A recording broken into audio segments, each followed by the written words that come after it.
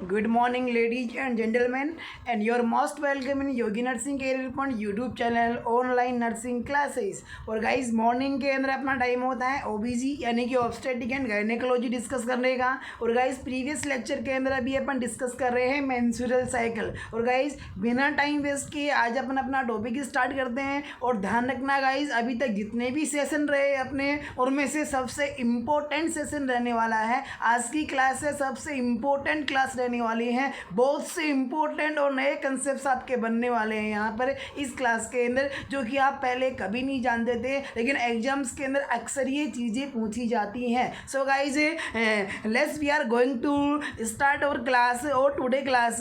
सो guys सबसे पहले तो मैं आपको यहाँ से कहना चाहूँगा कि प्रीवियस क्लास के अंदर अपन ने डिस्कस किया था यूटेराइन साइकिल यानी कि एंडोमेट्रियल साइकिल की फेजेस। कौन कौन सी फेज पढ़ ली थी अपन ने? मेंस्ट्रुअल फेज पढ़ ली थी, प्रोलिफरेटिव फेज पढ़ ली थी और सीक्रेटरी फेज पढ़ ली थी अपन ने। देन सीक्रेटरी फेज का जैसे ही एंड होता है 14 डे के ऊपर तो क्या हो जाता है? ओवुलेशन हो जाता है। और गाइस जैसे ही ओवुलेशन होता है तो ओवुलेशन के टाइम पर वुमेन को पेल्विक रीजन में, लोअर एब्डोमिनल रीजन में पेन होता है, जिस पेन को अपन ने क्या कहा था? मिचेल मर्क साइन कहा था। देन ओवुलेशन के जस्ट पहले, एक दिन पहले, 12 से 24 घंटे पहले एस्ट्रोजन अपने पीक लेवल पे पहुंचता है, जिससे कि जो सर्वाइकल म्यूकस होता है वो ज़्यादा सीक्रेट होने लग जाता है। देन उसके साथ साथ में सर्वाइकल म्यूकस क्लियर हो जाता है। देन इन सभी थिंग्स के साथ साथ के अंदर जो सर्वाइकल म्यूकस होता है ये स्ट्रेचेबल भी हो जाता है, एग वाइट की तरह, यानी कि एग के वाइट सब्सटेंस की तरह कैसा हो जाता है? स्ट्रेचेबल हो जाता है, जिसे अपन ने क्या कहा था? स्पिन बार्केट साइन के नाम से जाना था। और गाइज आज अपन डिस्कस करेंगे कि साहब जैसे ही ओवुलेशन होता है तो ओवुलेशन के टाइम पर, ओवुलेशन से पहले और ओवुलेशन के बाद में बीबीटी का मतलब होता है basal body temperature. Previous class के अंदर मैंने दोनों का मीनिंग आपको समझाया था कि जो टेम्परेचर होता है उसको अपन दो प्रकार से स्टडाइज करते हैं। और अपन फंडामेंटल ऑफ नर्सिंग के अंदर, इवनिंग के अंदर, वाइटल साइन के अंदर, कार्डिनल साइन के अंदर अपन इसे डिस्कस करेंगे। लेकिन फिर भी यहाँ पे मैं आपको एक बार शॉर्टली बता दूं कि जो टेम्परेचर होता है दो प्रकार से अपन इसे डिस्कस करते हैं। एक को कहते हैं अपन कोर बॉडी टेम्परेचर और एक को अपन कहते हैं बेसल बॉडी टेम्परेचर, यानी कि बीबीटी कहते हैं। अगर मैं यहाँ से दोनों के मीनिंग की बात करूँ, आई थिंक कल भी मैंने आपको एक्सप्लेन किया था कि core body temperature CORE, I will writing here, मैं यहाँ पे लिख रहा हूँ, जरा ध्यान दीजिएगा। क्या? Core body temperature, CORE, core body temperature. तो गाइस कोर बॉडी टेम्परेचर का मतलब क्या होता है कि अपनी बॉडी का मैक्सिमम टेम्परेचर, वो भी कब? जब अपन कोई हार्ड वर्क कर रहे होते हैं, रनिंग कर रहे होते हैं, एक्सरसाइज कर रहे होते हैं। तो गाइज अपन जब भी रनिंग करते हैं, एक्सरसाइज करते हैं, कोई हार्ड वर्क करते हैं, तो अपनी बॉडी की जो बेसल मेटाबॉलिक रेट है ये बढ़ जाती है। और आपको पता है कि जब जब मेटाबॉलिक रेट बढ़ती है तब तब हीट का प्रोडक्शन भी बढ़ता है, और जब हीट का प्रोडक्शन बढ़ेगा तब भी बॉडी का टेम्परेचर क्या होगा? हाई होगा। कहने का मतलब हाई टेम्परेचर, मैक्सिमम बॉडी का टेम्परेचर कब है? जब अपनी बॉडी इफेक्टिवली वर्क कर रही होती है। इस टेम्परेचर को अपन क्या कहते हैं? कोर बॉडी टेम्परेचर कहते हैं। ये भी नॉर्मल कंडीशन ही है गाइस। देन इसके अलावा अपन बात करें बीबीटी का मतलब होता है बेसल बॉडी टेम्परेचर। यहाँ बेसल बॉडी टेम्परेचर का मतलब कि जब अपन रेस्टिंग फेज में होते हैं, आराम कर रहे होते हैं या फिर सो रहे होते हैं, बैठे होते हैं, उस टाइम पर अपनी बॉडी की मेटाबॉलिक रेट कम हो जाती है। और जब मेटाबॉलिक रेट कम हो जाती है तो हीट का प्रोडक्शन भी कम होगा। जबकि हीट का प्रोडक्शन कम हुआ तो अपनी बॉडी का टेम्परेचर क्या हो जाएगा? फॉल डाउन हो जाएगा, यानी कि बॉडी का टेम्परेचर थोड़ा क्या रहेगा? कम रहेगा। कहने का मतलब जब रेस्टिंग फेज के अंदर अपनी बॉडी का जो मिनिमम टेम्परेचर होता है, जो लोवेस्ट टेम्परेचर होता है, उसे अपन क्या कहते हैं? Basal body temperature. सिंपली आप ध्यान में रखना कि रेस्टिंग स्टेज का जो टेम्परेचर होता है उसे बेसल बॉडी टेम्परेचर कहा जाता है, जो कि कम होता है। और वर्किंग फेज का, जब बॉडी इफेक्टिवली काम कर रही होती है, उस टाइम का जो टेम्परेचर होता है बॉडी का, उसे अपन कहते हैं कोर बॉडी टेम्परेचर। और ये क्या होता है? हायर होता है, मैक्सिमम होता है। Clear guys? तो यहाँ से अपन बात करना चाहेंगे गाइस कि साहब जो अपनी जो प्रोलिफरेटिव फेज होती है, तो गाइस प्रोलिफरेटिव फेज के अंदर स्पिन बार्केट साइन, मिचेल मार्क साइन, इन सभी के बारे में अपन डिस्कशन कर लिया था। फिर अपन बात कर रहे थे बीबीटी यानी कि बेसल बॉडी टेम्परेचर। तो यहाँ पे ध्यान रखना, चाहे से ओवल्यूशन से पहले की बात कर लो, चाहे ओवल्यूशन के टाइम की बात कर लो, और चाहे से आप ओवल्यूशन के बाद की बात कर लो, जो बीबीटी होता है, कहने का मतलब जो बेसल बॉडी टेम्परेचर होता है, इसमें वेरिएशन का मतलब उतराव और चढ़ाव, यानी कि डिक्रीजमेंट और इंक्रीजमेंट कितने डिग्री फ़ारेनहाइट का या फिर कितने डिग्री सेल्सियस का होता है। तो बस पहली इंपॉर्टेंट बात है कि भाई मेंस्ट्रुअल साइकिल में बीबीटी के अंदर मैक्सिमम वेरिएशन, मैक्सिमम उतराव चढ़ाव, यानी कि ज़्यादा से ज़्यादा कम और ज़्यादा से ज़्यादा हो सकता है। बीबीटी कितना हो सकता है गाइज? फ़ारेनहाइट में बात करें तो 1 डिग्री फ़ारेनहाइट, और अगर सेल्सियस के अंदर बात करें तो अपन कहेंगे 0.5 डिग्री सेल्सियस। कि साहब एम साइकिल में टेम्परेचर के अंदर वेरिएशन कितना देखने को मिलता है गाइस? कई एग्जाम्स में क्वेश्चन पुट अप हुआ है, तो आपको ध्यान रखना है 1 डिग्री फ़ारेनहाइट या फिर 0.5 डिग्री सेल्सियस क्या होता है? टेम्परेचर में वेरिएशन देखने को मिलता है, बीबीटी में वेरिएशन देखने को मिलता है। कभी ड्यूरिंग मेंस्ट्रुअल साइकिल। अब अपन यहाँ पे बात करना चाहेंगे कि ये वेरिएशन क्यों होता है और कब कब ये वेरिएशन देखने को मिलता है। तो गाइज यहाँ से सबसे पहले आप मेरी बात सुनिएगा,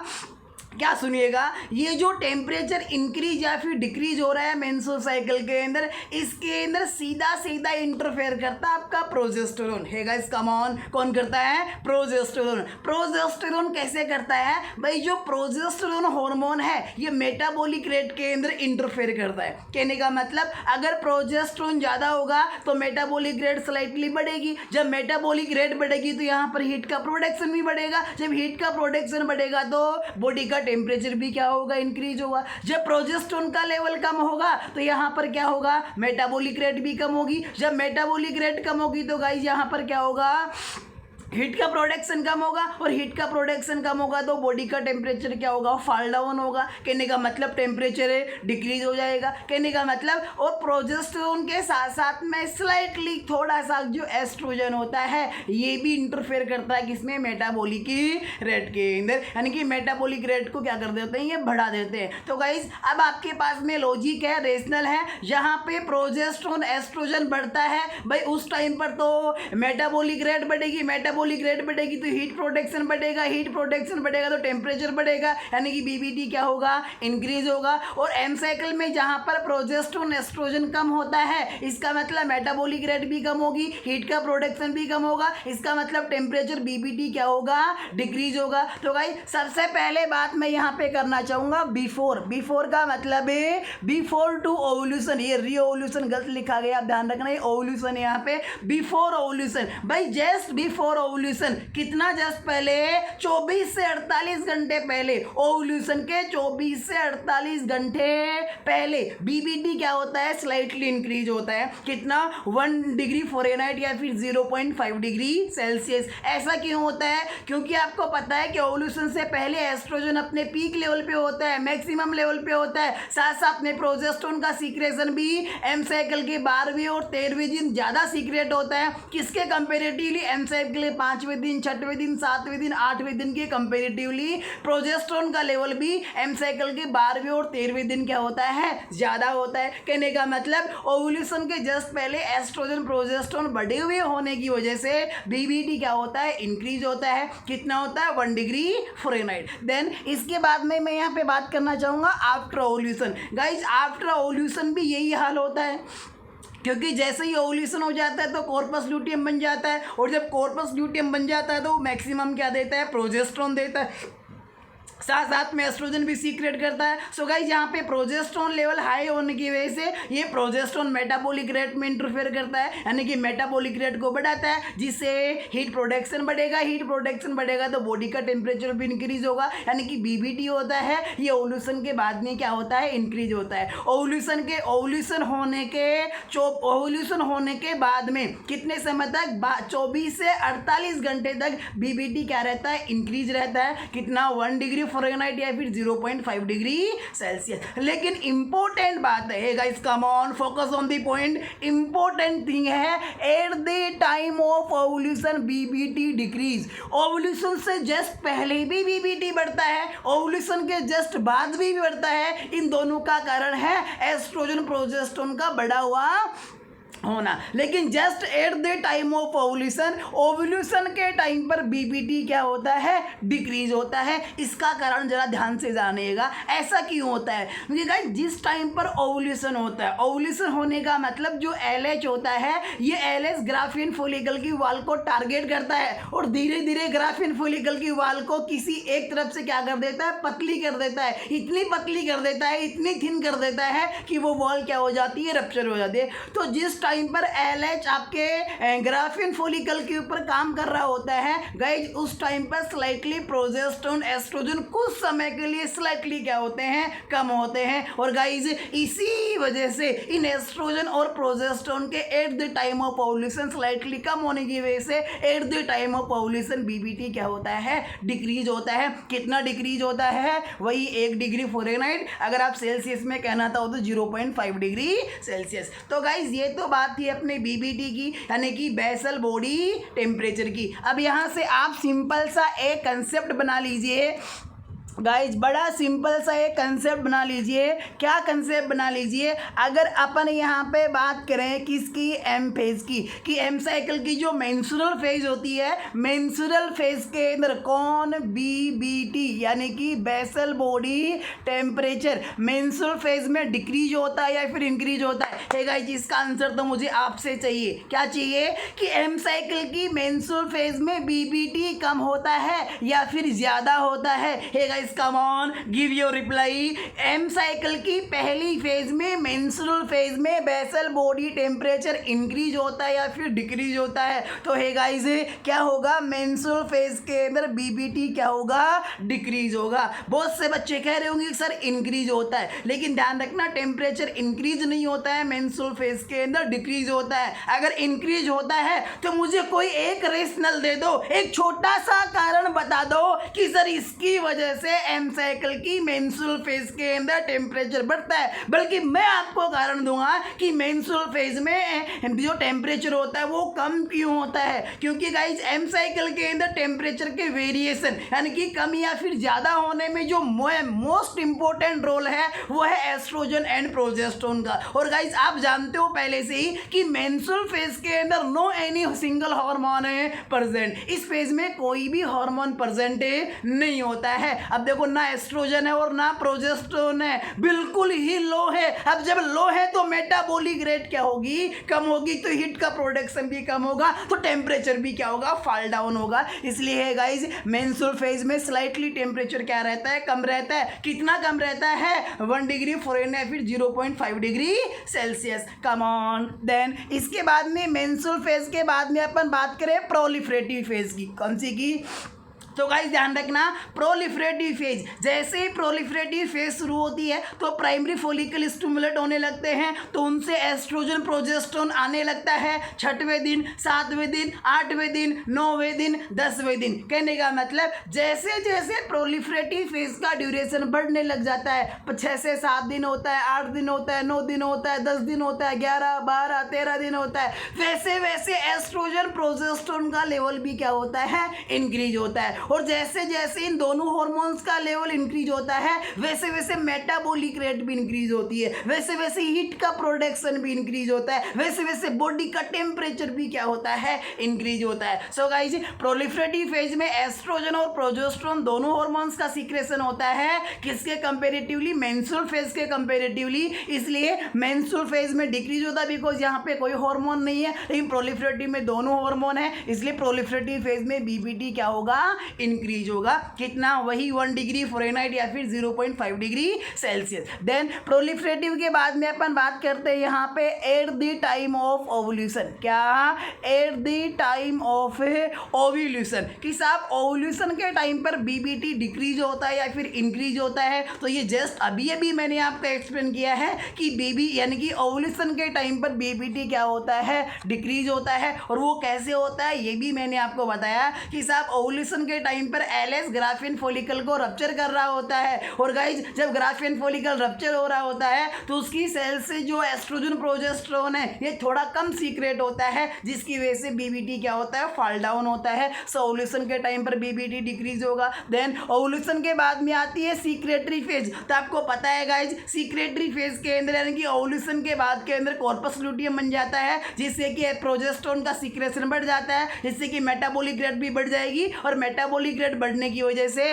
क्या होगा, हीट प्रोडक्शन बढ़ेगा, जिससे कि टेम्परेचर क्या होगा, इंक्रीज होगा। तो हे गाइस आपका बड़ा शानदार कंसेप्ट बन गया है, रेशनल के साथ में बन गया है। आई होप आप कभी कंफ्यूज नहीं होंगे। अभी भी अगर कंफ्यूज हो तो आप लाइव चैट सेक्शन में अपना डाउट डाल सकते हो। श्योर मैं आपके डाउट का रिजोल्यूशन लेके आऊँगा एज ए लाइव क्लास है। देन ध्यान रखना, मेंस्ट्रुअल फेज में टेम्परेचर है डिक्रीज, प्रोलिफरेटिव फेज में टेम्परेचर इंक्रीज, ओव्यूलेशन के टाइम पे टेम्परेचर है डिक्रीज, और ध्यान रखना सीक्रेटरी फेज में इंक्रीज। एक सीक्वेंस बन गया फेजेस का, पहले मेंस्ट्रुअल, फिर प्रोलिफरेटिव, फिर ओव्यूलेशन, फिर सीक्रेटरी। तो पहले कम होगा, फिर बढ़ेगा, फिर कम होगा और फिर बढ़ेगा। सो अभी आपके कंफ्यूजन का यहाँ पे कोई भी कहने का मतलब किसी प्रकार का कंफ्यूजन नहीं रहने वाला है। तो गाइज ये थी अपनी बीबीटी यानी कि किसके रिगार्डिंग, बेसल वही टेम्परेचर के रिगार्डिंग। ये क्वेश्चन अपन ने कल देख लिया था। प्रोलिफरेटिव फेज अपन ने कल गाइज कंप्लीटली पढ़ ली थी अच्छे से।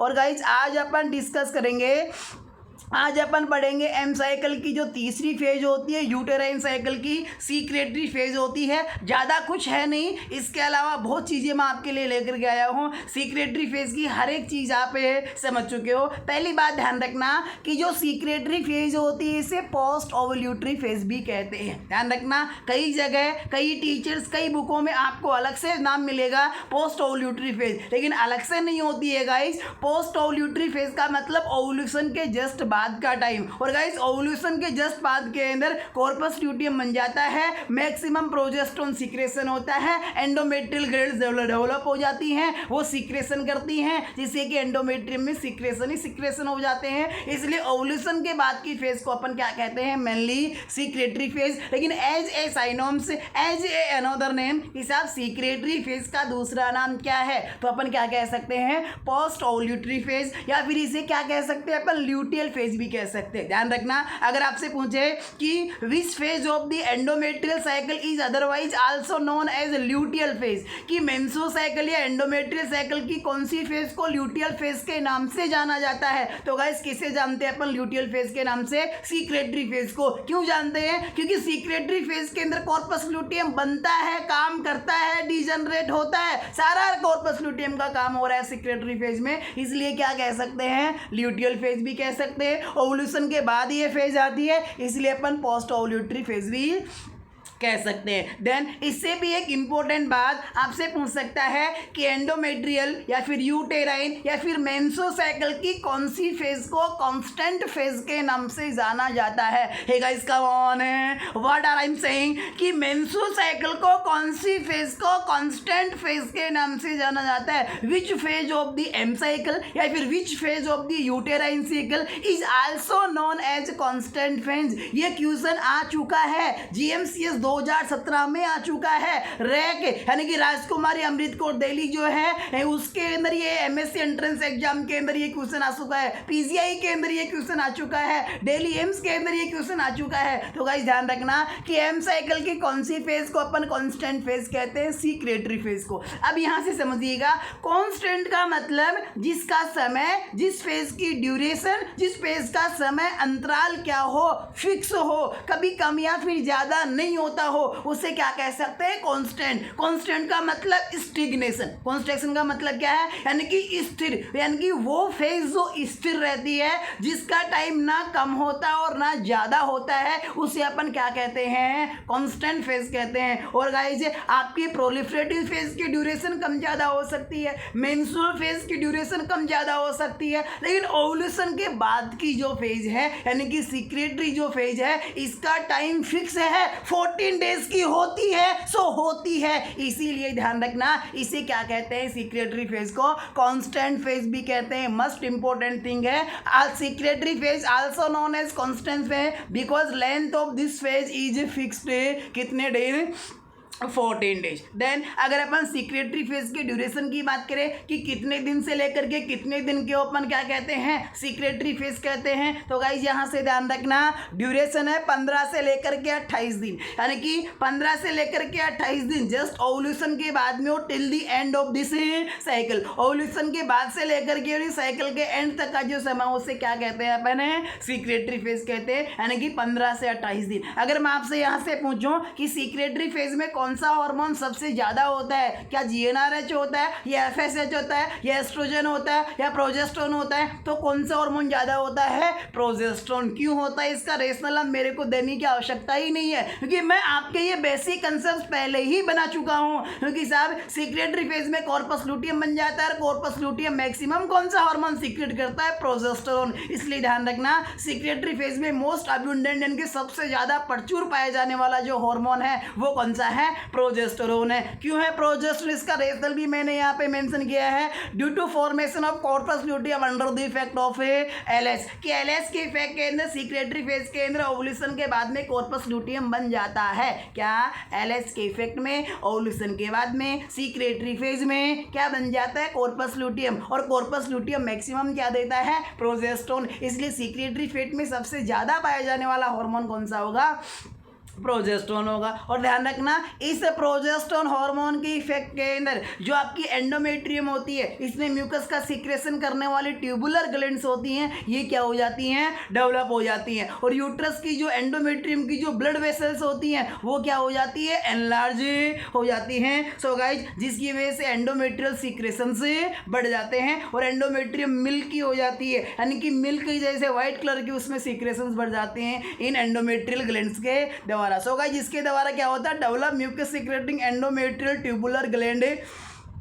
And enlargement in blood vessels and gland, कि साहब म्यूकस का सीक्रेशन करने वाली जो ट्यूबुलर ग्लैंड्स होती है यूट्रस के एंडोमेट्रियम के अंदर वो डेवलप हो जाती है, एंडोमेट्रियम की ब्लड वेसल्स एनलार्ज हो जाती है, ग्लैंड्स का साइज बढ़ जाता है। अब देखो जब इन ग्लैंड्स का साइज बढ़ जाता है, साइज बढ़ने के साथ साथ के अंदर इन ग्लैंड्स का डेवलपमेंट अच्छे से हो जाता है। तो गाइज इन सभी की वजह से इन ग्लैंड्स के द्वारा सीक्रेशंस बढ़ जाते हैं, क्या हो जाते हैं गाइज, इनकी excessive mucus secretion from endometrial mucus secreting ये ग्लैंड्स डेवलप हो जाती हैं प्रोजेस्टेरोन के इफेक्ट में, जिसकी वजह से इन ग्लैंड से सिक्रेशन बढ़ जाते हैं। सो एंडोमेट्रियम कैसी बन जाती है, सिक्रेटरी बन जाती है। देन इसके बाद में बड़ा अच्छा क्वेश्चन है, cork screw shape endometrial gland seen in, क्या, कोर्क स्क्रू। कोर्क स्क्रू का मतलब है कि देखो कोर्क का मतलब ढक्कन है, और ढक्कन के अंदर देखो कभी आपने बोतल का ढक्कन देखो, क्या देखो, बोतल का ढक्कन देखा हो तो बोतल के ढक्कन के अंदर क्या आता है, स्क्रू आता है, जिससे अपन ढक्कन को बोतल के अंदर कसते हैं। तो जो कोर्क यानी कि जो अपने बोतल का ढक्कन होता है, जो कोर्क होता है, उस कोर्क में जैसे ऐसे सर्किल के अंदर क्या होते हैं, स्क्रू होते हैं, जिससे अपन बोतल के ढक्कन को बंद करते हैं। तो गाइज उन स्क्रू जैसा एपीरेंस यहाँ पे मैं बनाऊं तो कैसा, ऐसा एपीरेंस, यानी कि स्क्रू जैसा एपीरेंस एंडोमेट्रियल ग्लैंड्स का कौन सी फेज में देखने को मिलता है, तो गाइज सीक्रेटरी फेज में देखने को मिलता है। अब यहाँ से भी आपको क्वेश्चन पूछेगा, भाई सीक्रेटरी फेज तो बहुत लंबी है, 15 से लेकर के 18 दिन की है, इसलिए सीक्रेटरी फेज को भी 3 पार्ट में डिवाइड कर दिया, early secretory phase, mid secretory phase और लेट सीक्रेटरी फेज। तो गाइस ध्यान रखना अर्ली सीक्रेटरी फेज के अंदर यानी कि 15 से लेकर के और 20 दिन के बीच के अंदर इन एंडोमेट्रियल ग्लैंड्स की जो शेप होती है, इनका जो अपीयरेंस होता है वो कैसा होता है,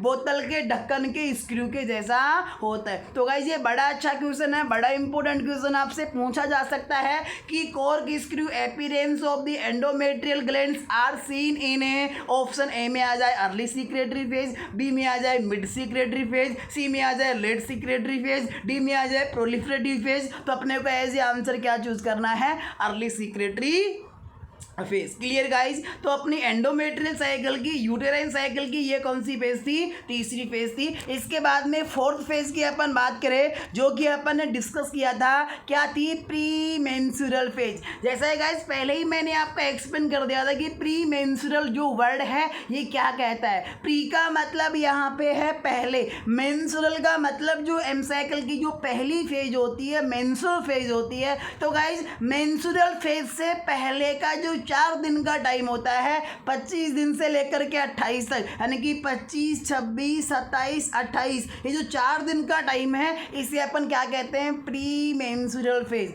यानी कि मेंसेस आने से पहले का। और गाइज ये फेज कब आती है? If a ovum is not fertilize, अगर जो ओवम जो 14 डेज के ऊपर ओवल्यूट हुआ था, अगर वो फर्टिलाइज नहीं हो तो क्या होता है? Then corpus luteum degenerate. साहब ओवम के फर्टिलाइज नहीं होने की वजह से कॉर्पस ल्यूटियम क्या हो जाता है? डीजनरेट हो जाता है। अगर ओवम फर्टिलाइज हो जाता है तो फर्टिलाइज हो तो जाइगोट बनता है, जाइगोट में मल्टीप्लिकेशन बनता है, 1 से 2 जाइगोट, 2 से 4, 8, 16, 32, 64, यानी कि ब्लास्टोसिस्ट बनता है। और ब्लास्टोसिस्ट बनता है तो वो इम्प्लांट होता है, और जब इम्प्लांट होता है तो ब्लास्टोसिस्ट के अंदर डिफ्रेंसिएशन होता है, आउटर सेल मास बनता है, इनर सेल मास बनता है। जो इनर सेल मास होता है उसे अपन एम्ब्रियोब्लास्ट कहते हैं। आई होप आपको ये कहानी कम समझ में आ रही होगी, ये अपन एम्ब्रियोलॉजी के अंदर डिस्कस करेंगे। इतनी बात आप समझ लो कि अगर ओवम फर्टिलाइज हो जाता है तब तो कॉर्पस ल्यूटियम 8 से 10 वीक तक डिजनरेट नहीं होता है, क्योंकि जो फर्टिलाइज ओवम होता है, जो जाइगोट होता है, ये इम्प्लांट होता है, और इस इम्प्लांटेड की स्पेशल सेल्स होती है सिंसाइटिव ट्रोफोब्लास्ट, वहाँ से एससीजी आता है, और एससीजी के अंदर कुछ हद तक एलएस का गुण पाया जाता है,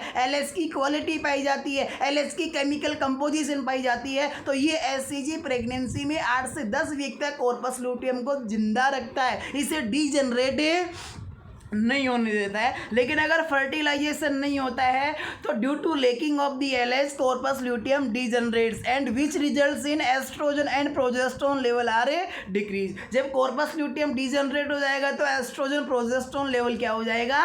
कम हो जाएगा। कहने का मतलब गाइस, प्री मेंस्ट्रुअल फेज में एस्ट्रोजन और प्रोजेस्टेरोन लेवल क्या होता है? कम होता है। अब यहाँ से मेरी एक बात सुनना, अगर अपन प्रैक्टिकली बात करें तो जो वुमेन्स होती है उनको प्री मेंस्ट्रुअल फेज के अंदर, यानी कि 25 से लेकर के 28 दिन तक, या फिर सीधा सीधा अगर मैं यहाँ पे कहूँ कि ब्लीडिंग फेज शुरू होने के कुछ दिन पहले, 1 दिन पहले, 2 दिन पहले, 3 दिन पहले, या फिर 4 दिन पहले, उनको हल्का हल्का क्या होता है? लोअर एब्डोमिनल पेन होता है। क्यों होता है ये लोअर एब्डोमिनल पेन? इसका रीजन आप जान लो, क्योंकि प्री मेंस्ट्रुअल फेज में, यानी कि ब्लीडिंग के कुछ दिन पहले, कॉर्पस ल्यूटियम के डीजनरेट होने की वजह से एस्ट्रोजन भी कम हो गया, प्रोजेस्टेरोन भी कम हो गया, जिससे कि एंडोमेट्रियल सेल्स, एंडोमेट्रियम की ब्लड वेसल्स, एंडोमेट्रियल ग्लैंड्स, इनमें क्या हो रही है? एट्रोफी हो रही है, इनमें श्रिंकिंग हो रही है, इनमें डीजनरेशन हो रहा है, जिसकी वजह से स्लाइटली लोअर एब्डोमिनल पेन होता है। कभी मेंस्ट्रुअल साइकिल बिगिन होने से पहले, ब्लीडिंग शुरू होने से पहले, यानी कि कौन सी फेज में? प्री मेंस्ट्रुअल फेज के अंदर। देन अगर अपन गए basal body temperature also decreases, ध्यान रखना प्री मेंस्ट्रुअल फेज में जो बीबीटी होता है ये क्या होता है? कम होता है। कम क्यों होता है? अब इसका रेशनल देने की मुझे आवश्यकता नहीं है, क्योंकि pre menstrual cycle, pre menstrual phase में कॉर्पस ल्यूटियम डीजनरेट हो गया, एस्ट्रोजन भी कम हो गया, प्रोजेस्टेरोन भी कम हो गया, सो मेटाबॉलिक रेट भी कम होगी, जो हीट का प्रोडक्शन भी कम हो गया, तो बीबीटी भी क्या होगा? कम होगा। कम और ज़्यादा कितना होता है? 1 डिग्री फ़ारेनहाइट या फिर 0.5 डिग्री सेल्सियस। गाइस मैं यहाँ से आपके लिए बहुत अच्छा क्वेश्चन लेकर के आया हूँ, जो आपके आईक्यू लेवल पे डिपेंड करता है कि आपका इस क्वेश्चन को सॉल्व कर सकते हो या फिर नहीं कर सकते हो। थोड़ा सा मैं इस क्वेश्चन को झूम कर रहा हूँ ताकि सब बच्चों को अच्छे से क्वेश्चन दिख जाए। बड़ा अच्छा क्वेश्चन है, सब बच्चों को रिप्लाई करना है। Which of the following is responsible for primary source of progesterone secretion in early stage of a pregnancy? Hey guys मैंने पहले ही कहा था कि पहले ऑप्शन की तरफ मत देखो, ऑप्शन क्या दिए हुए हैं। गाइस ध्यान रखना, अगर क्वेश्चन को आपने अच्छे से समझ लिया तो ऑप्शन पढ़ने की आवश्यकता आवश्यकता ही नहीं पड़ेगी, नौबत ही नहीं आएगी ऑप्शंस को पढ़ने की। सो यहाँ पे क्वेश्चन क्या कह रहा है कि विच of the following is responsible for primary source of progesterone secretion in early stage of a pregnancy. ये प्रेगनेंसी की बात है कि प्रेगनेंसी की अर्ली स्टेज में, यानी कि पहले ट्राइमेस्टर में, यानी कि 12 वीक से पहले जो प्रोजेस्टेरोन का सीक्रेशन होता है, इस प्रोजेस्टेरोन के सीक्रेशन का प्राइमरी सोर्स कौन होता है अर्ली प्रेगनेंसी में, पहले ट्राइमेस्टर के अंदर। तो गाइज ऑप्शन ए क्या प्राइमरी फॉलिकल होता है, ऑप्शन बी क्या कॉर्पस लूटियम होता है, ऑप्शन सी क्या प्लासेंटा होता है, ऑप्शन डी क्या कॉर्पस एल्बिगेंस होता है। Hey guys come on, quick fast, do fast, give your reply, write your reply in the live check section और assess your level of the knowledge कि आप कितना सही जा रहे हो और कितना गलत जा रहे हो, आपके कंसेप्ट कितने अच्छे हैं या फिर कितने अच्छे नहीं है। सो क्विक सभी बच्चे रिप्लाई करो, इमीडिएट रिप्लाई करो, ज़्यादा समय नहीं है। वेरी गुड, बहुत अच्छा आंसर, बहुत अच्छा आंसर, तबीयत खुश हो गई। लेकिन कुछ बच्चे कंफ्यूज भी हो रहे हैं, मैं उनका कंफ्यूजन आज हमेशा के लिए दूर करने वाला हूँ। यहाँ पे क्वेश्चन ने पूछा है early stage of pregnancy, early pregnancy में प्रोजेस्टेरोन के सीक्रेशन का प्राइमरी सोर्स यानी कि मेन सोर्स, मुख्य सोर्स, यानी कि मुख्यतः अर्ली प्रेगनेंसी में प्रोजेस्टेरोन कहाँ से सीक्रेट होता है। तो गाइज मैं इसका करेक्ट आंसर दूंगा यहाँ पे, क्या कॉर्पस ल्यूटियम से होता है। हे गाइज कम ऑन, किससे होता है, कॉर्पस ल्यूटियम से होता है।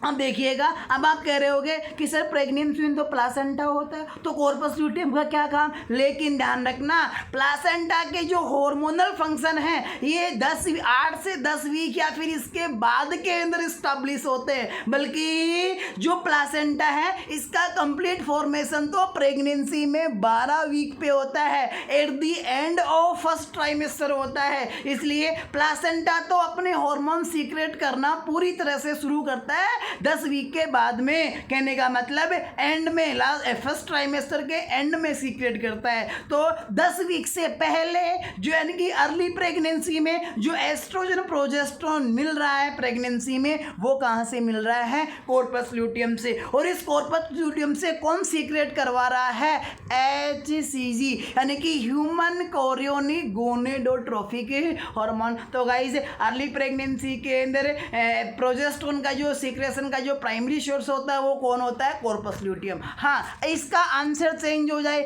अगर यहाँ पे अर्ली के बजाय एग्जामिनर कह दे आपको लेट प्रेगनेंसी, तो फिर आंसर कॉर्पस ल्यूटियम नहीं जाएगा, फिर एब्सोल्युटली 100% आंसर क्या जाएगा, प्लासेंटा आ जाएगा। इसलिए गाइस पहले क्वेश्चन को समझो, अगर आपने क्वेश्चन को अच्छे से समझ लिया तो मे बी आपको 4 ऑप्शंस पढ़ने की आवश्यकता ही नहीं पड़े। इसलिए पहले ऑप्शन पे नहीं जाना, पहले जड़ को समझना है, क्वेश्चन को समझना है। वेल गाइज, आई होप इसके बाद में आपके लिए एक और क्वेश्चन मैं आपके लिए लेके आया हूँ। Which of the following hormone is not present after ovulation है guys, come on come on come on, लजीज शानदार जानदार जबरदस्त क्वेश्चन। इससे आपके लिए एक अच्छा बहुत ही शानदार कंसेप्ट और बनने वाला है इस क्वेश्चन से, बिकॉज यहाँ पे ऑप्शंस की भी अपन ने हद पार कर दी है। 4 ऑप्शन देखने को मिलते हैं, यहाँ तो कितने 3 6 ऑप्शन आपको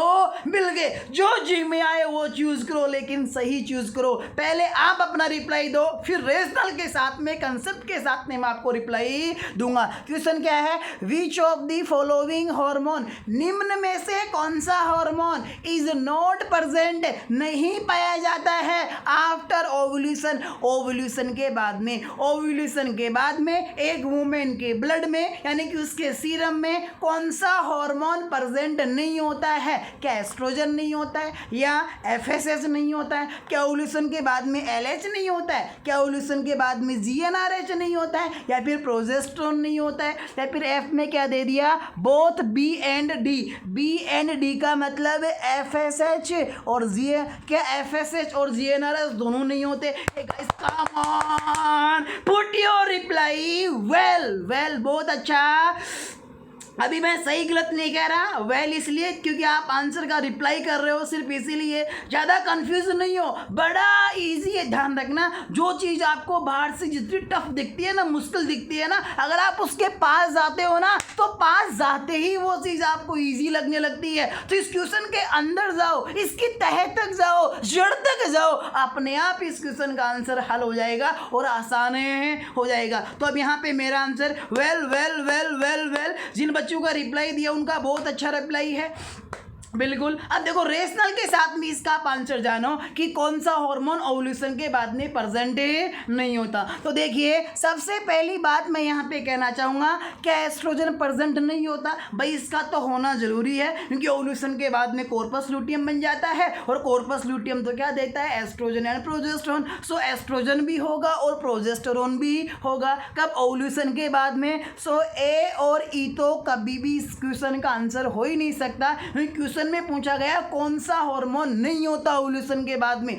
बल्कि ओव्यूलेशन के बाद में कॉर्पस लूटियम काम करता है। सो एस्ट्रोजन एंड प्रोजेस्टेरोन तो पक्का होना है। फिर अपन बात करते हैं CLH की। भाई LH भी पक्का होता है, क्योंकि corpus luteum estrogen and progesterone कौन से हार्मोन के इफेक्ट में देता है, तो वो LH के इफेक्ट में देता है। भाई LH ही तो कॉर्पस लूटियम को जिंदा रखता है, काम करवाता है, फंक्शनल फॉर्म में रखता है, इसलिए ओव्यूलेशन के बाद में LH भी प्रेजेंट रहेगा। अब बात आती है FSH की और बात आती है GnRH की। तो अब ध्यान दीजिएगा, जरा ध्यान से समझिएगा। भाई FSH आता है प्रोलिफरेटिव फेज में। काहे को आता है, ताकि प्राइमरी फॉलिकल को स्टिमुलेट करके और उसको मैच्योर करा सके, यानी कि ग्राफिन फॉलिकल बना सके। 14वें दिन ग्राफिन फॉलिकल बन गया और 14वें दिन LH ने इसे रप्चर कर दिया, तो फिर कॉर्पस लूटियम बन गया। अब जब कॉर्पस लूटियम बन गया तो कॉर्पस लूटियम ने एस्ट्रोजन एंड प्रोजेस्टेरोन के साथ में, आपको याद है,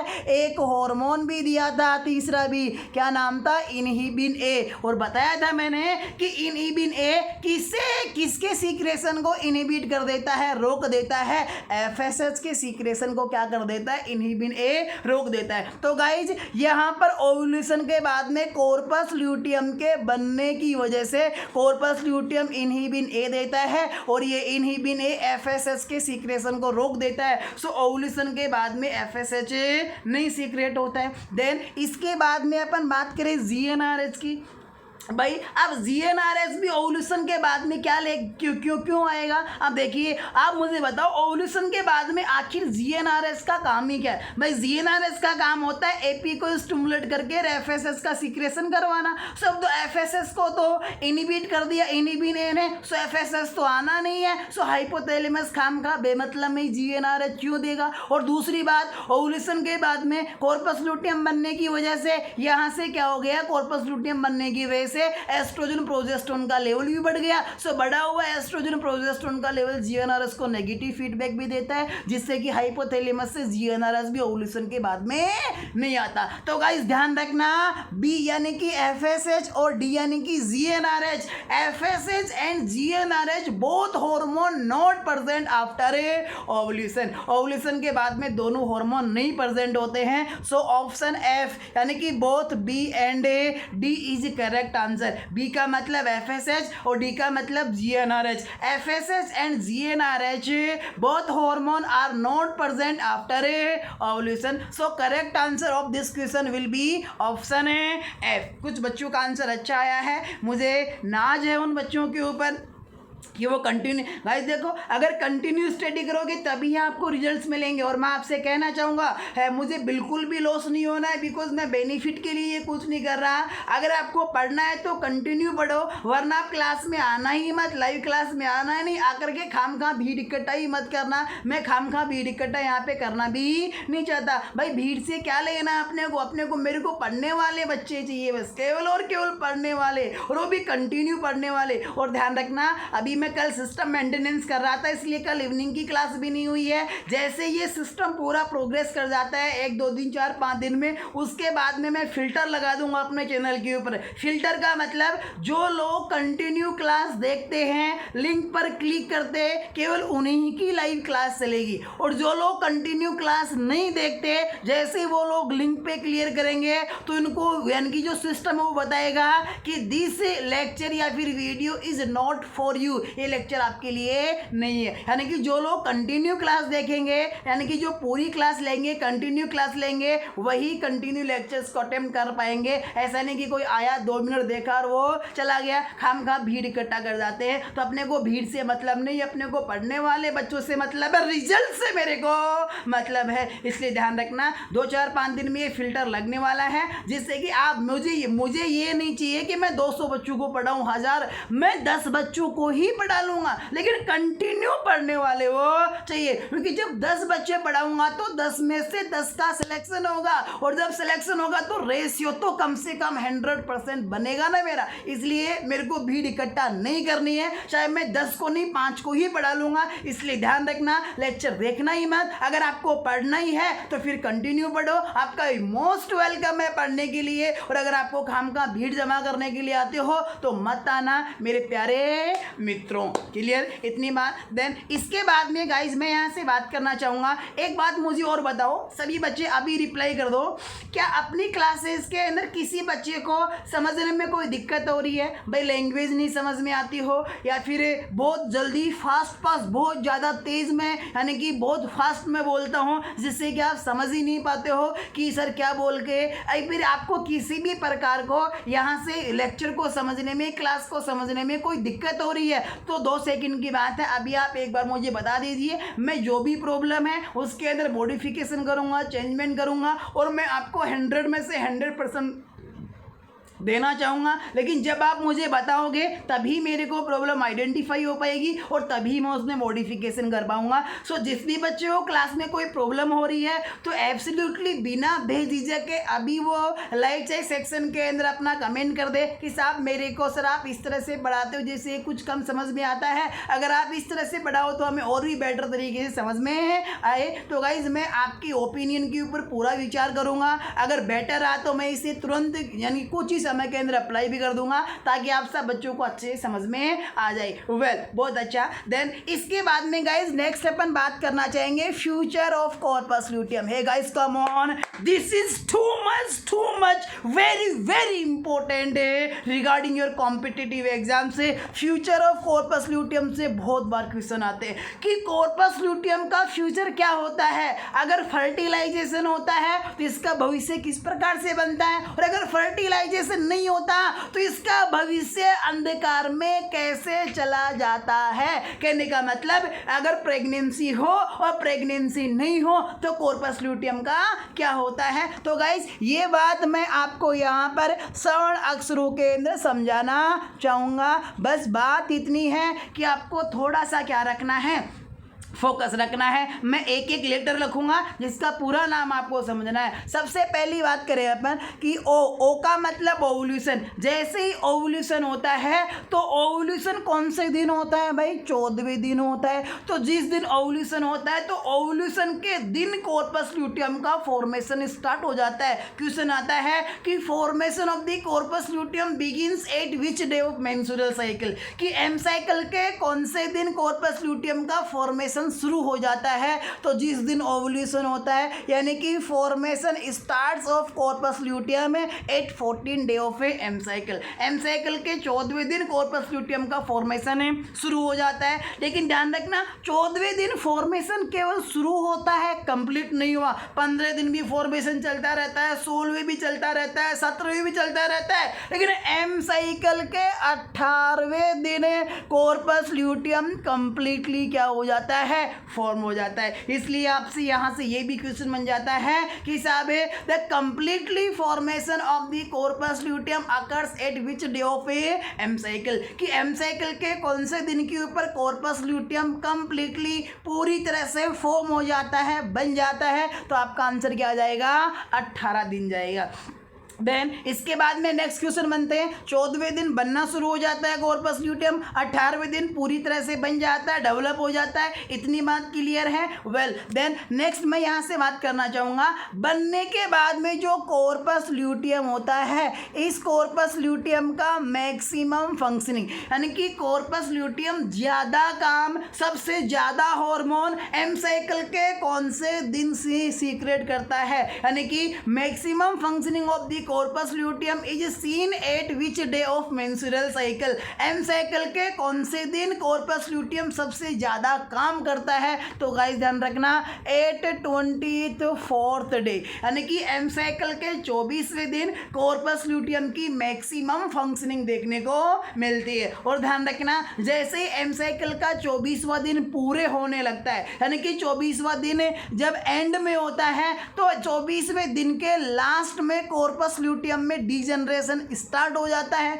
और 24वां दिन का जो शुरुआत का जो समय है, उस टाइम पर कॉर्पस ल्यूटियम की मैक्सिमम फंक्शनिंग देखने को मिलती है। इसलिए अगर आपसे पूछे कि कॉर्पस ल्यूटियम सबसे ज़्यादा काम एम साइकिल के कौन से दिन करता है, तो 24वें दिन करता है। और जब ये मैक्सिमम फंक्शनिंग कर लेता है, जस्ट उसके कुछ मिनट कुछ आवर्स के बाद में इस कॉर्पस ल्यूटियम में डीजनरेशन स्टार्ट हो जाता है। यानी कि डीजनरेशन भी कब होता है? या तो 24वें दिन शुरू होता है या फिर 25वें दिन है, यानी कि एम साइकिल के 24वें और 25वें दिन से कॉर्पस ल्यूटियम में डीजनरेशन क्या हो जाता है?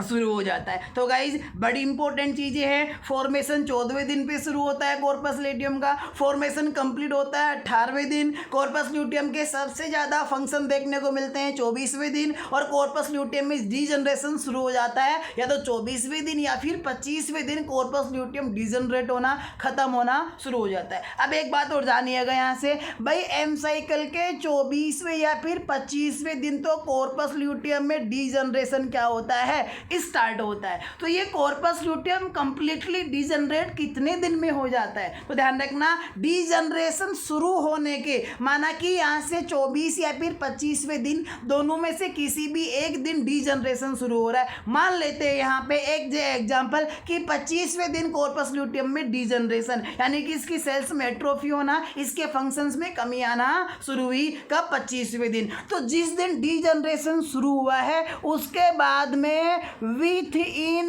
2 वीक, उसके बाद में 2 वीक के अंदर अंदर कॉर्पस ल्यूटियम कंप्लीटली क्या हो जाता है? डीजनरेट हो जाता है। लेकिन ध्यान रखना ये फंक्शनली तो इसके पूरे फंक्शन बंद हो जाते हैं, हर हार्मोन आना बंद हो जाता है एम साइकिल के 28वें दिन। लेकिन कॉर्पस ल्यूटियम की जो एनाटॉमिकल शेप होती है, एनाटॉमिकली स्ट्रक्चरली जो प्रेजेंट होता है, तो कॉर्पस ल्यूटियम 25 दिन, यानी कि डीजनरेशन शुरू होने के बाद में एनाटॉमिकली भी 2 वीक के अंदर ओवेरियम में डिसअपीयर हो जाता है, गायब हो जाता है। इसलिए ध्यान रखना डीजनरेशन शुरू होता है 24 से 25वें दिन, और जिस दिन डीजनरेशन शुरू हुआ है उसके बाद में 2 वीक के अंदर अंदर क्या हो जाता है? कॉर्पस ल्यूटियम क्या हो जाता है? कंप्लीटली डीजनरेट हो जाता है। तो गाइज ये क्या था कॉर्पस ल्यूटियम का फ्यूचर। और यहाँ पे एक बात मैं आपको और बताना चाहूँगा, क्या बताना चाहूँगा कि जो कॉर्पस ल्यूटियम होता है, अगर जो ओवम ओवल्यूट हुआ था,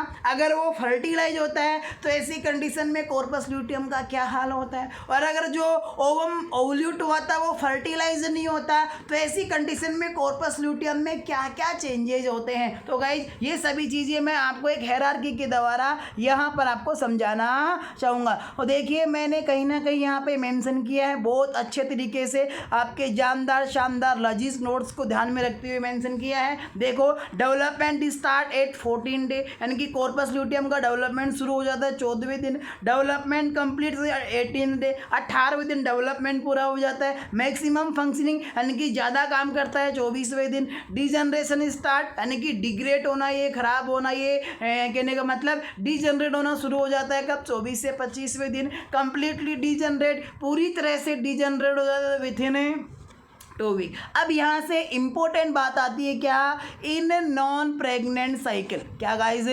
इन नॉन प्रेग्नेंट साइकिल, कि भाई नॉन प्रेग्नेंट साइकिल के अंदर देखो थोड़ा ये ऊपर चला गया, थोड़ा सा ऐसा कर लेते हैं अपन, जस्ट ए मिनट ऐसे, अब अच्छा है। कहने का मतलब इन non pregnant menstrual cycle, non pregnant menstrual cycle का मतलब है कि जो ओवम ओव्यूलेट हुआ था अगर वो फर्टिलाइज नहीं होता है तो अपन कहेंगे इसे नॉन प्रेग्नेंट मेंस्ट्रुअल साइकिल। तो अपन देखते हैं कि नॉन प्रेग्नेंट मेंस्ट्रुअल साइकिल में क्या होता है। तो गाइज आपको पता है कि जो कॉर्पस ल्यूटियम होता है नॉर्मली ये किस कलर की बॉडी होती है, येलो कलर की बॉडी होती है, यानी कि कॉर्पस ल्यूटियम का जो कलर होता है वो कैसा होता है, येलो होता है शुरुआत के अंदर।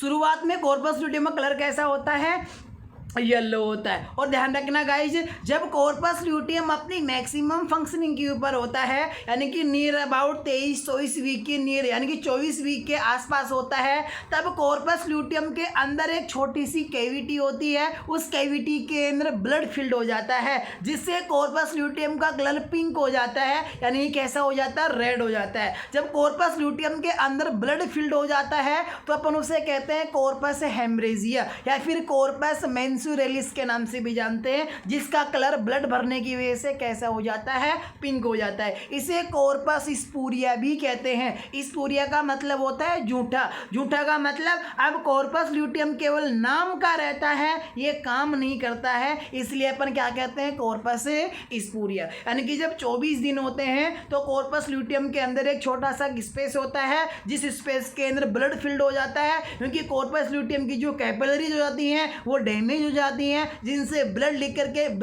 लीकेज होकर के कॉर्पस ल्यूटियम की कैविटी के अंदर आ जाता है, जिससे कॉर्पस ल्यूटियम का कलर कैसा हो जाता है, पिंक बॉडी। इसलिए आपको ध्यान रखना है कि कॉर्पस मेंस्ट्रुअलिस का अगर कलर पूछता है कि कॉर्पस मेंस्ट्रुअलिस किस कलर का होता है तो आपको ध्यान रखना है पिंक बॉडी होता है। या फिर कॉर्पस स्पूरिया का कलर कैसा होता है, पिंक होता है। या फिर कॉर्पस हेमरेजिया का कलर कैसा होता है, पिंक कलर का होता है।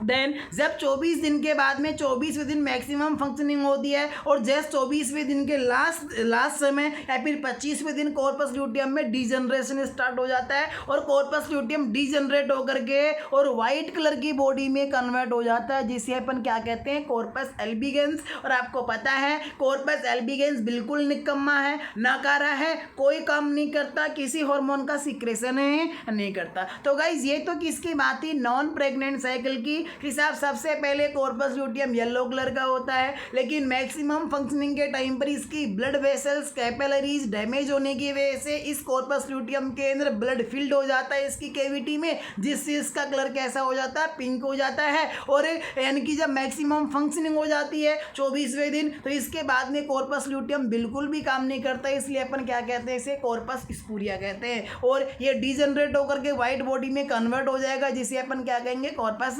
एल्बिगेंस कहेंगे। ये तो बात ही नॉन प्रेग्नेंट साइकिल की। लेकिन अब अगर अपन बात करें इन प्रेगनेंसी कि साहब इन प्रेगनेंसी का मतलब इफ स्पर्म, यहाँ पे स्पर्म नहीं आएगा, गलती से यहाँ पे ये स्पर्म लिखा गया, ये यहाँ पे क्या आएगा, इफ ओवम। प्रेगनेंसी का मतलब इफ ओवम फर्टिलाइज, प्रेगनेंसी का मतलब अगर जो ओवम ओव्यूलेट हुआ था अगर वो फर्टिलाइज होता है तो ऐसी कंडीशन में जो कॉर्पस ल्यूटियम होता है, तो भाई जब ओवम फर्टिलाइज हो जाता है तो फर्टिलाइज ओवम के टाइम पर जो कॉर्पस ल्यूटियम हो जाता है उस कॉर्पस ल्यूटियम को प्रेगनेंसी के अंदर अपन क्या कहते हैं, कॉर्पस ग्रेविटेलिस। गाइस ध्यान रखना, प्रेगनेंसी में कॉर्पस ल्यूटियम को किस नाम से जाना जाता है, बड़ा इंपॉर्टेंट क्वेश्चन है, तो ध्यान रखना प्रेगनेंसी में कॉर्पस ल्यूटियम को कॉर्पस ग्रेविटेलिस के नाम से अपन इसे जानते हैं। देन अपन ध्यान रखना प्रेगनेंसी में कॉर्पस ल्यूटियम कब तक जिंदा रहता है, कब तक काम करता है, तो up to 8 to 10 week. Pregnancy में 8 से 10 वीक तक कॉर्पस ल्यूटियम काम करता है। वीक में कहें तो 8 से 10 वीक, और अगर महीने में कहें तो 2 से 3 वीक तक प्रेगनेंसी में कॉर्पस ल्यूटियम जिंदा रहता है। 10 वीक के बाद में या फिर 10 वीक के ऊपर प्लासेंटा के फंक्शन स्टैब्लिश हो जाते हैं, यानी कि प्लासेंटा खुद एस्ट्रोजन एस्ट्रोजन प्रोजेस्टेरोन सीक्रेशन करने लग जाता है। तो 10 वीक के बाद में प्रेगनेंसी में कॉर्पस लूटियम में डीजनरेशन स्टार्ट हो जाता है। तो गाइज ये था कॉर्पस लूटियम का फ्यूचर कि कॉर्पस लूटियम के साथ में प्रेगनेंसी और नॉन प्रेग्नेंट स्टेट के अंदर क्या होता है। Clear guys. तो गाइज अपना ये सेशन बहुत लंबा हो जाएगा, इसलिए आज के सेशन को अपन यहीं पे फिनिश करते हैं। नेक्स्ट अपन बहुत अच्छी अच्छी चीज़ें डिस्कस करेंगे। टॉप ध्यान रखना, कल अपन डिस्कस करने वाले हैं top most point of menstrual cycle के top most point previous exam में और आने वाले एग्जाम्स के क्वेश्चन नहीं है, समरी बना दी है मैंने मेंस्ट्रुअल साइकिल की, देख लीजिएगा। बहुत सारे यहाँ से टॉप की पॉइंट्स है ना, बहुत सारे इमेज बेस भी हैं, नीचे ही बहुत सारे क्वेश्चन मैंने आपके लिए दिए हैं। सो गाइस आज के लिए इतना ही। Thanks a lot guys, continue lecture देखते रहिएगा ताकि आप पे कंसेप्ट बन सके, हर डाउट आपका रिजोल्व हो सके। We will meet in the evening 8:30 PM with fundamental of nursing. आज एब्सोल्यूट मिलेंगे गाइस, कल भी मैंने कहा था लेकिन कल सिस्टम मेंटेनेंस की वजह से अपन नहीं मिल पाए, लेकिन आज पक्की क्लास होनी है 8:30 बजे इवनिंग के अंदर फंडामेंटल ऑफ नर्सिंग की, ब्लड ट्रांसफ्यूजन का, यानी कि जो अपन पढ़ रहे थे वो ब्लड ट्रांसफ्यूजन को अपन कंटिन्यू करेंगे। कंप्लीट तो खैर कल नहीं होगा, बहुत बड़ा टॉपिक है, अभी और चलेगा ब्लड ट्रांसफ्यूजन 2-3-4 दिन। तो अपन कहने के बाद इसे कंप्लीट करेंगे अच्छे कंसेप्ट्स के साथ में, बीटी को भी कंप्लीट ही करेंगे। So thanks a lot again everyone.